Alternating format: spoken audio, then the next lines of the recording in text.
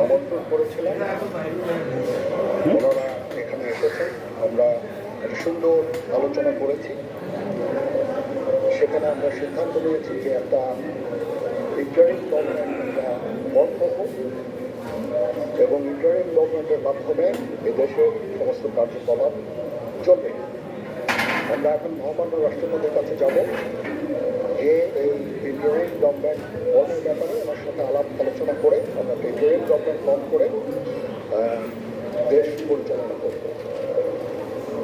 আমি আপনাদের কথা দিচ্ছি, সমস্ত হত্যা, সমস্ত অন্যায় বিচার আমরা করব।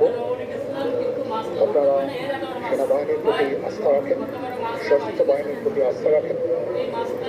আমি সমস্ত দায়িত্ব, আপনারা আমার সাথে সহযোগিতা করেন।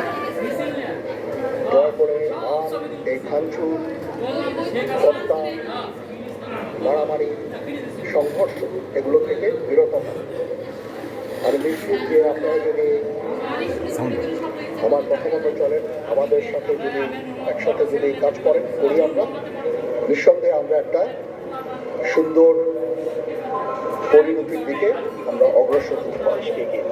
মাননীয় প্রধানমন্ত্রীও পদত্যাগ করেছেন এবং এখন একটা ইন্টারিম গভর্নমেন্ট ফর্ম করে আমরা আমাদের কার্যক্রম পরিচালনা করব। আপনারা একটু ধৈর্য ধরেন, আমাদের কিছু সময় দেন। ইনশাআল্লাহ আমরা সবাই মিলে সমস্ত সমস্যার সমাধান করতে সক্ষম হব। আপনারা আর এই সংঘাতের পথে যাবেন না এবং শান্তি শৃঙ্খলার পথে ফেরত চলে আসেন এবং আমাদের সাহায্য করেন। আমি সমস্ত দায়িত্ব নিচ্ছি।